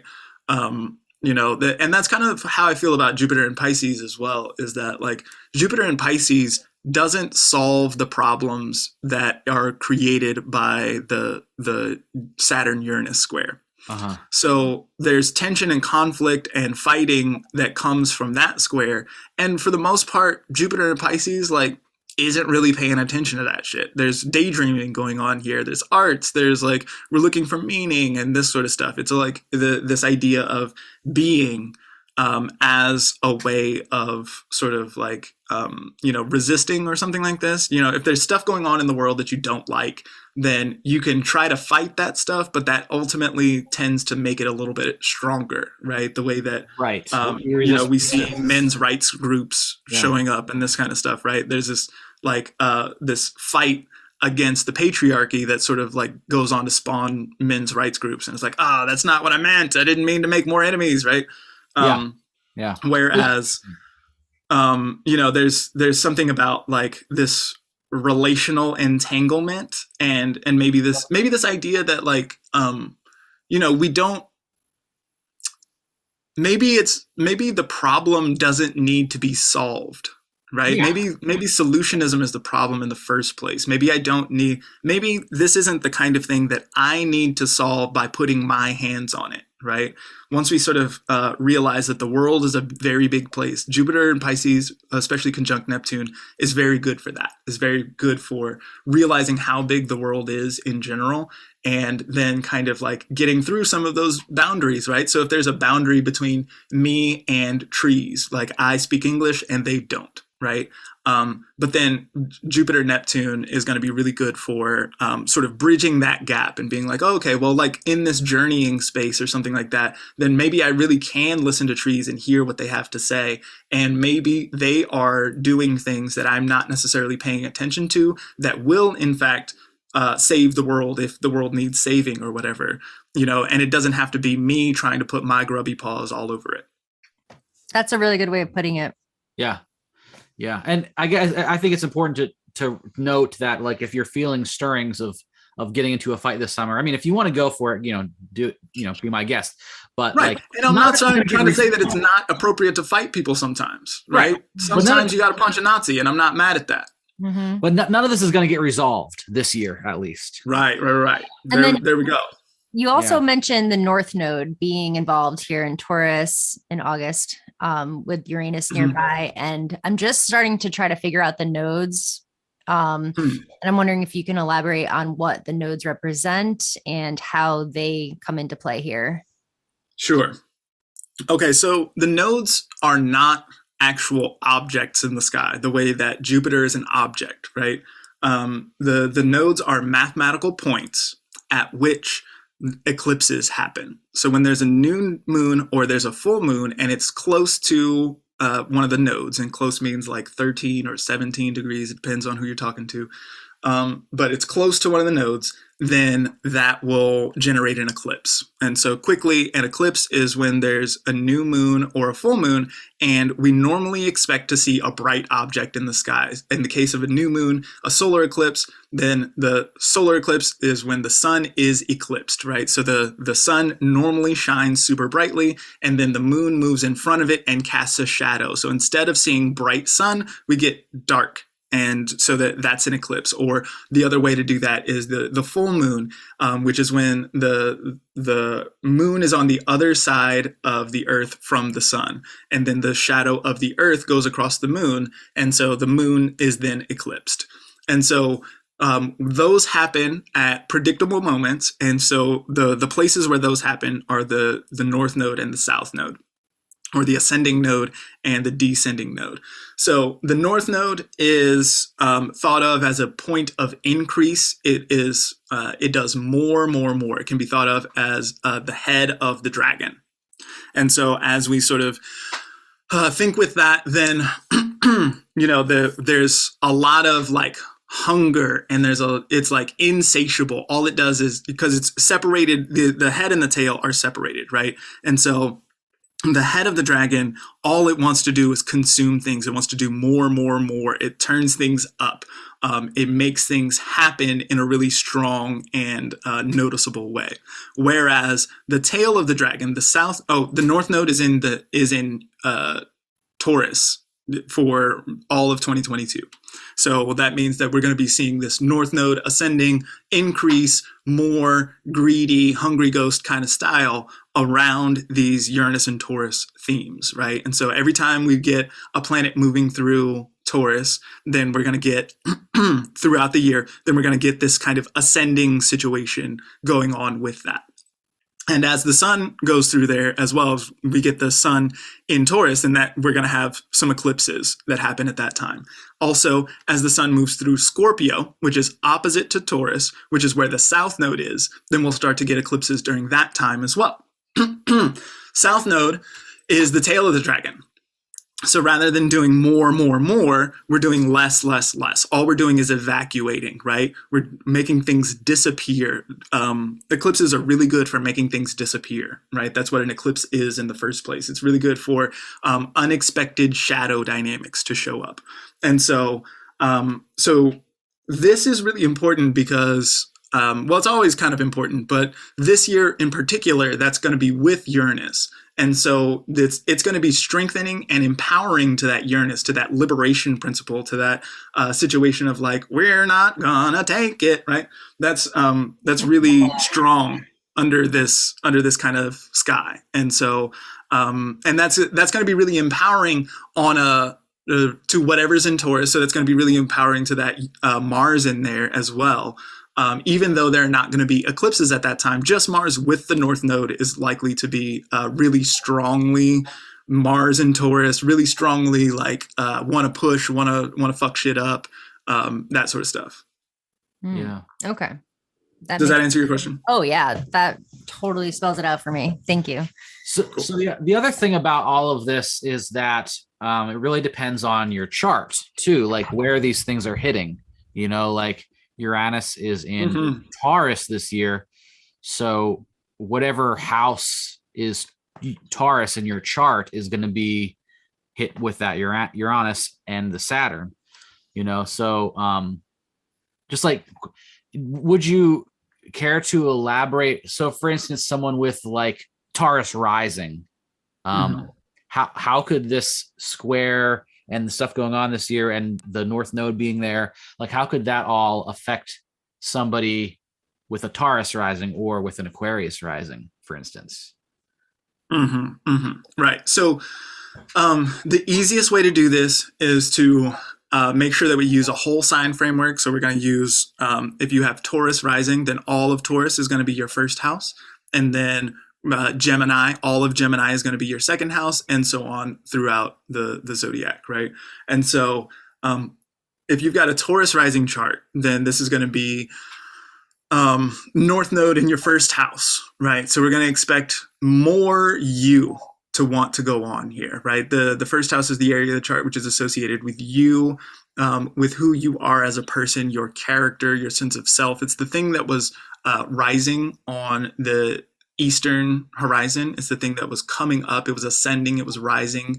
It was emerging out into the world at the same time that you were emerging out into the world. And so there's something here about like who you are and your sense of self, how you conceive of yourself, that sort of stuff.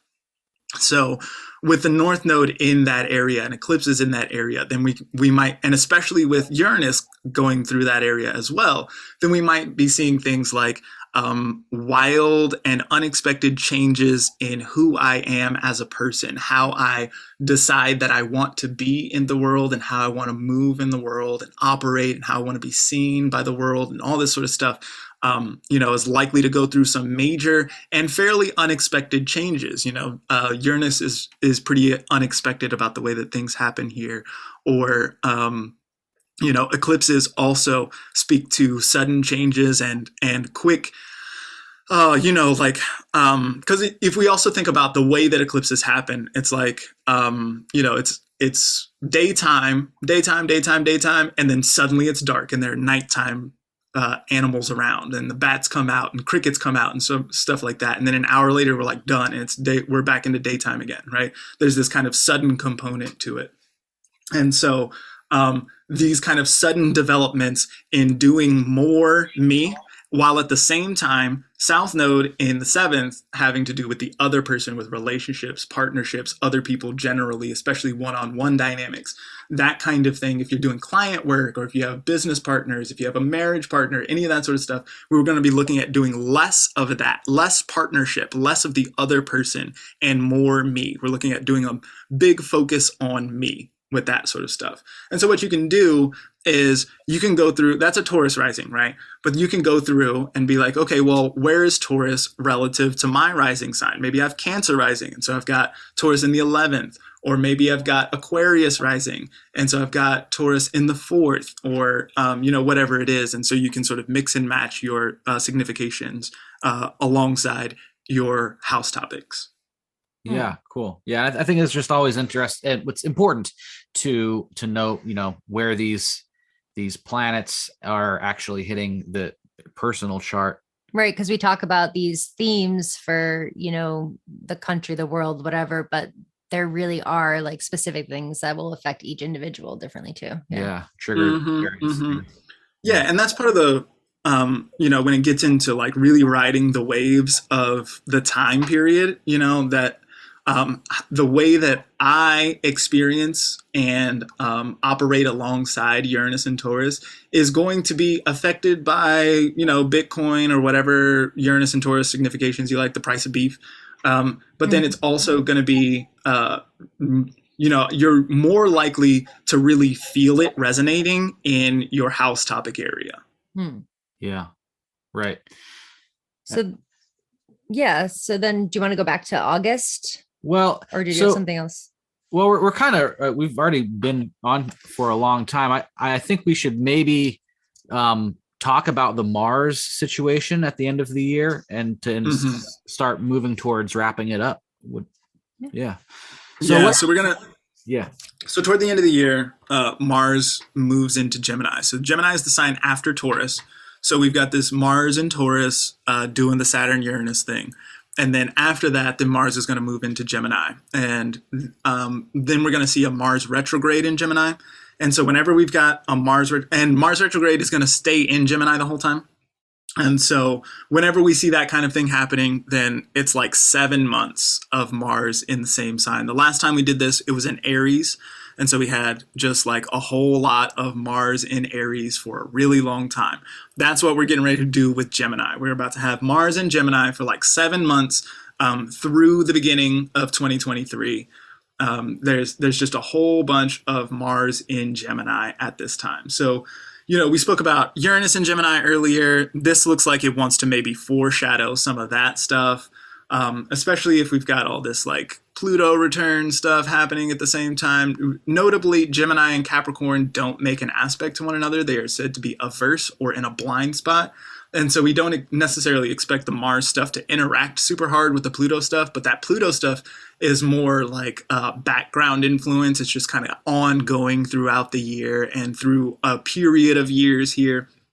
And so in that context where we're looking at the wellspring of the undead or whatever it is, then Mars and Gemini, you know, Mars and Gemini is a time when, it's really, if you're looking for a fight, Mars and Gemini or Mars retrograde is a great time to get in a fight. It's a really good time to, it's the way that Austin describes it is like the gloves come off during that period. It's like we don't, whatever the rules were, like those are not the rules anymore. And Gordon actually has a really good blog post that he wrote several years ago. It's got to be 10 years ago now or something like this. It's called "Why Aren't You Fighting Dirty?"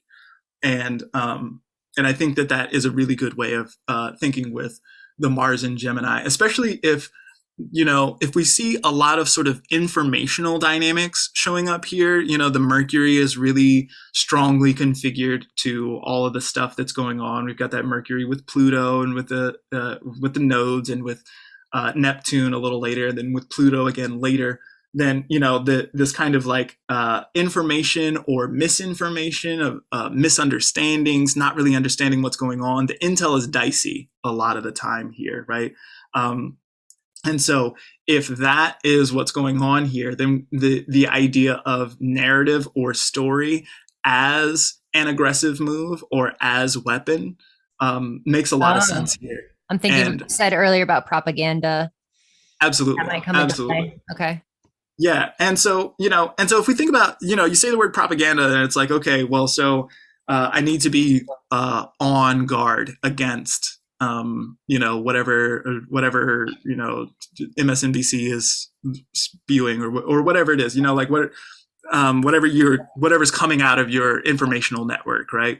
But then also, if we're thinking about this on a personally sovereign kind of level, it's like, okay, well, do I need to get my propaganda machine together? Like, how am I spinning narrative and story in my life? And can I do it in a way that would be more effective or better, or that could benefit me in some kind of way? It's like for an individual basis, like for yourself, like the stories you tell yourself. Yeah. Well, the stories you tell yourself and the stories that you tell in your community and the way that you operate alongside story generally. Is a story happening to you, or are you writing a story as you go? There are a lot. Say again? Well, like your brand too. I mean, if you have businesses or right, and even just like, how you appear to other people. And yeah, that makes a lot of sense. That's really interesting to think about that way. And important. Yeah. Yeah. One of the ways that, shamanic practitioners often like to operate is sort of like placing you in the role of storyteller in your life. And so I see this whole situation here, not specific to Mars and Gemini and Mars retrograde in Gemini, but this whole informational dynamic situation that we're living in general. I see that as a moment to really, and that's part of the personally sovereign piece as well, right? Like you can tell whatever story you want, right? And so if you want to tell a story of fear so that you are deeply afraid of whatever is going on, then that is going to sort of play out in a different way than the story of, doing whatever it is that you want to do, or like what, there are many ways to tell your story, right? Mm-hmm. And so, and who ultimately is telling your story? Yeah. Or telling a story that matters, telling the story maybe. And so just for my own clarification for time frame, is this late August that Mars goes retrograde? I don't have it in front of me, but I think that's right. Gemini, yeah. So I think it goes into Gemini and then it goes retrograde a little later. Okay, so that goes. Yeah, because the retrograde is late in Gemini, so it'll be it's long. Okay. Yeah, it's like the last third of the year is Mars and Gemini, and then there's this retrograde, and then it continues. Like we continue to have Mars in Gemini through like most of Q1 2023. Right. Okay. Yeah. So, and this also this is something that will hit people's charts very differently. For instance, if you have Gemini rising, you can, or if you have like Sagittarius rising, then that Gemini is going to be in your like seventh. Like the United States does. Right. So like the other people, your partners, romantic partners or business partners or the others, they're going to be they're going to be spinning stories about you maybe, or you're going to have some problems with war or aggression. I don't know. What would you Yeah, say I mean, about that? sure. I don't want to be like, you're going to go to war with your spouse during this time, right? That's Yeah, I hope not, a 'cause terrible way to approach this. I'm a But Sagittarius rising too, so right, sure, yeah. So you AC is going to have it out for you, man. Look out. Right, like that's not what I'm thinking about this. But so if I were to see that in a chart, in somebody's chart, right, and there's a Mars retrograde going on, then it might be like the partner or the partnership has some important story, or the so Mars and Gemini. This could also be gossip, slander, any of this kind of like aggressive speech or something like that. Like something like that might be happening to your partner, right? So this could be something. If you see it happening in the seventh, then it could be your partner slandering you, but it could be an event that happens in the life of your partner that then, because that's your partner, you have to deal with that too. Right. AC gets canceled. Right. Could be. Yeah. But also looking at, and we would want to see AC's chart for that as well. If we wanted to confirm, if we wanted to make a prediction as wild as that. Right. But looking at like the US's chart, which is Sagittarius rising by the Sibley, then like you can look at, I mean, Europe is probably going to have some problems this year. We didn't really talk about that, but in a lot of ways, Europe is kind of like the USA's partner too, in global hegemony. But I mean, that could be like the sort of the downfall of that, or the beginning of the end of, or like even the US's status as world hegemon. Maybe. I don't know. Mm-hmm. Yeah, I mean, Gordon White called it the Great American Divorce. He called Uranus and Gemini the Great American Divorce, and I expect Mars retrograde in Gemini to foreshadow whatever happens in Uranus and Gemini at, like on the scale of the United States of America. It definitely, and so the United States of America is a much more warlike party than AC is. Right. So things like warfare make a lot more sense in that context. Right. Yeah. Or an angry enemy. The United States has a lot of enemies. And so probably more enemies than you have. Right. Just like as your person. Well, I hope so.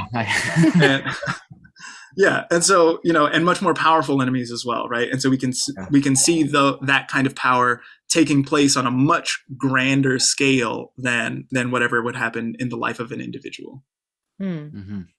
But similar themes, like this kind of like your partner has some wild shit happen, and then you got to deal with that, right? Or somebody, maybe even like somebody who you thought was your partner turns out to be kind of a cross purposes, or becomes a problem for you in some kind of way, or something like this.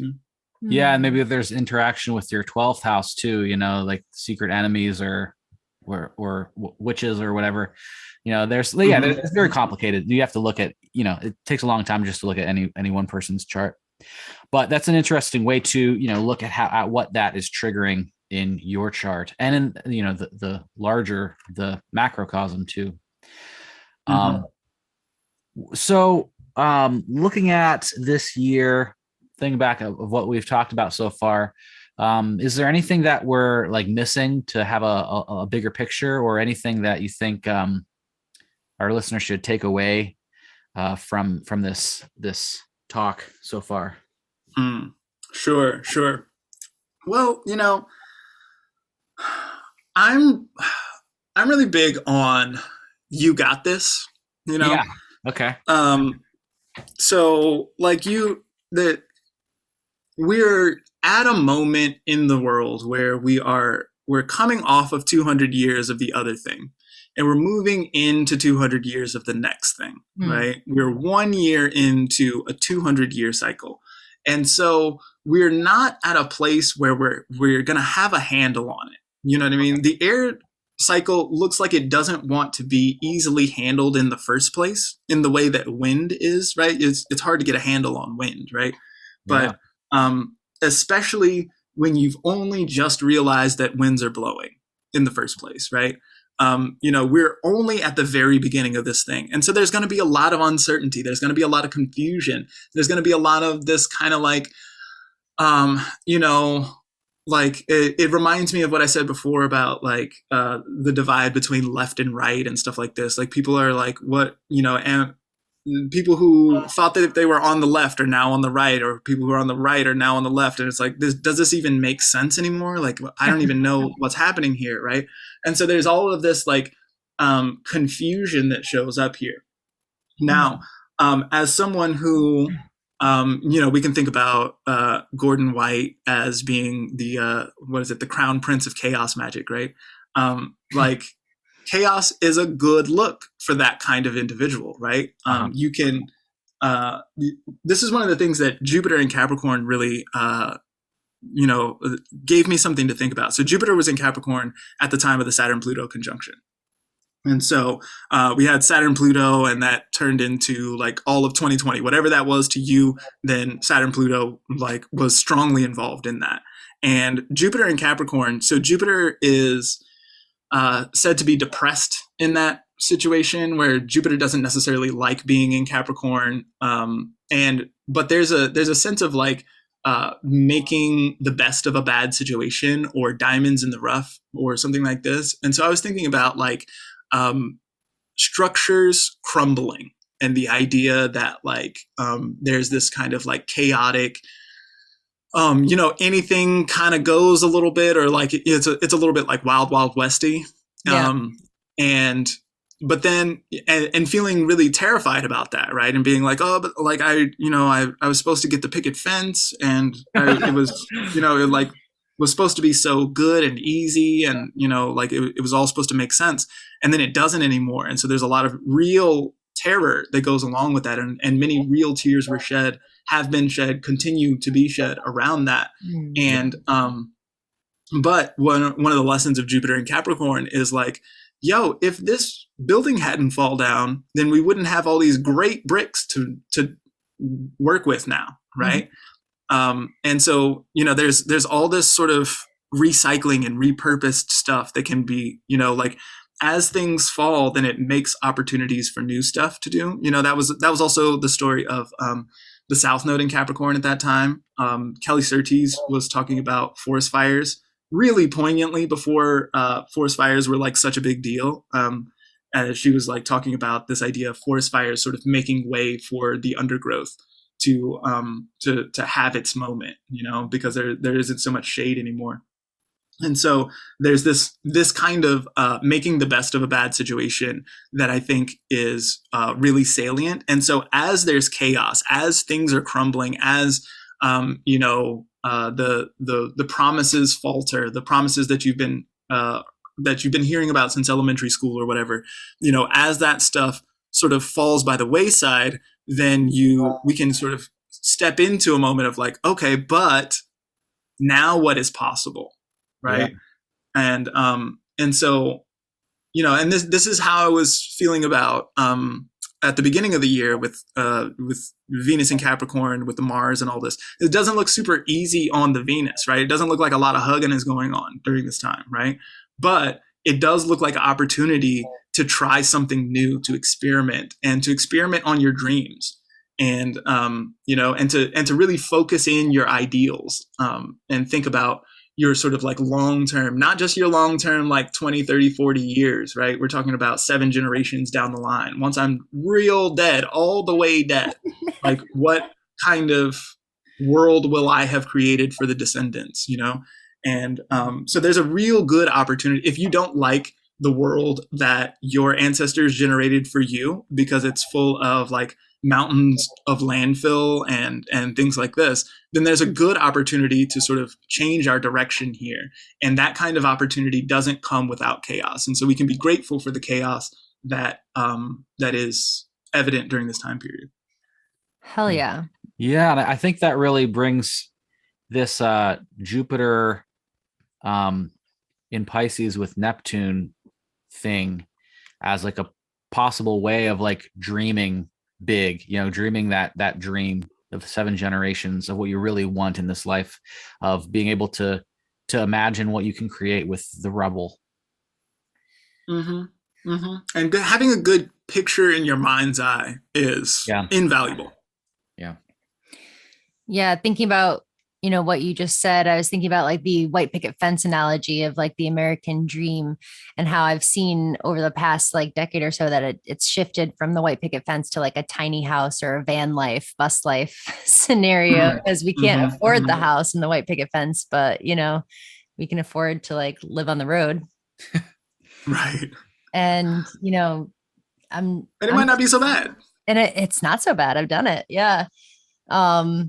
But I'm excited for this year, even though it doesn't seem like it's going to be easy. I think that we're going to have some like truths revealed about, our system and like the hidden class structure in the US with the super elites. Like, I think we're going to see some real like shifts that take place over the next decade. And, we're not going to see big change right now on like the national or international scale for the long term, but maybe within ourselves, like maybe at the individual level, we can be focusing on ourselves and our gardens and our friendships and relationships, I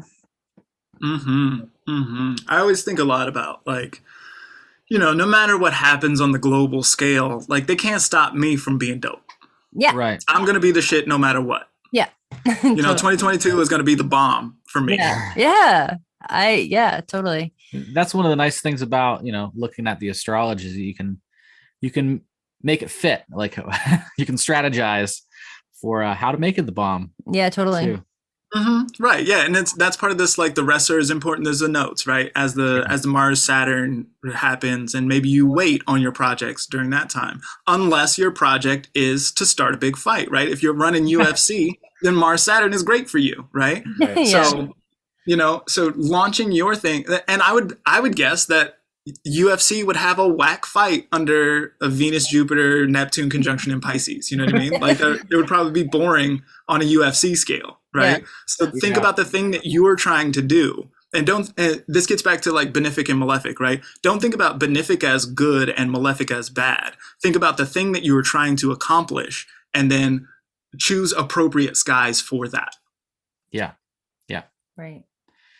Yeah. Well, this has been super illuminating for me, and I really appreciate you taking the time to talk to us and our listeners and teach us, so many things about the upcoming year. Yeah. Yeah. Give thanks for having me. Thanks for this is it's so fun to hang out with you guys a second time. This is great. Yeah. We can keep doing this. Yeah. I think it's a good, good thing to do. Look ahead, look behind, look ahead this time. And just a reminder that everyone can find more about Zamboni at zambonifunk.com or on Patreon or Instagram as well under Zamboni Funk. It's all Zamboni Funk. Yeah. Patreon.com/Zamboni Funk, Instagram.com/Zamboni Funk, ZamboniFunk.com. It's all under that. Yeah. Cool. And is there anything upcoming for you personally that you'd like to share, or anything that you're excited about that our listeners should know? It's yes, things are going to get very exciting in 2022. I told you already that 2022 is going to be the bomb for me. It's looking pretty exciting. There's some really cool stuff coming down the pipeline. I don't think it's time to announce it all yet. There is an album that's going to come out, so I'm pretty excited about that. Great. The music is going to be super dope. I'm very excited. So where I'll be in April. All right. Okay, cool. Well, thanks again, Zamboni. Enjoy the rest of the day. All right, you do the same. All right.